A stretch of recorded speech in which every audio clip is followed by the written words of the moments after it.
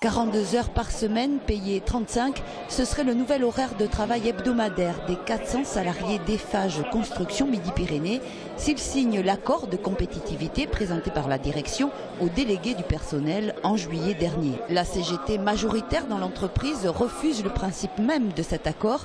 1400 emplois sont menacés compte tenu que ce projet pourrait s'étendre à Eiffage Construction Sud-Ouest. La direction ne se cache pas de la menace d'avoir recours à une main-d'œuvre donc détachée en remplacement des salariés d'Eiffage. Concrètement, le salarié détaché se voit appliquer donc les minimums salariaux régionaux et en plus donc les congés payés sont aussi versés à la caisse des congés payés et les cotisations sociales, elles, doivent être versées aux caisses du pays d'origine. Elles doivent être versées, ce qui est en effet rarement le cas. Ce qu'on constate sur les chantiers, c'est que la plupart du temps, les salariés détachés en fait sont sur des bases horaires sur leur feuille de paye de 35 heures.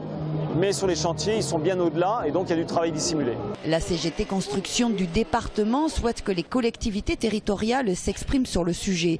Elle dénonce également des erreurs de gestion de la direction d'Eiffage, entre autres sur le chantier de TSE, Toulouse School of Economics, financé massivement par le Conseil régional, le Conseil général et la communauté urbaine. Le chantier est suspendu jusqu'au 5 janvier en raison de la mise en liquidation d'un bureau d'études. On multiplie les décideurs et les financeurs, au final on déconcentre complètement. Les compétences ne sont plus gérées comme avant, elles sont sous-traitées. C'est la logique de la sous-traitance à tout niveau. Et la répercussion, on le voit actuellement, c'est-à-dire que concrètement, la transmission des savoirs et les données qui vont permettre de mettre en place un chantier de qualité ne sont pas respectées.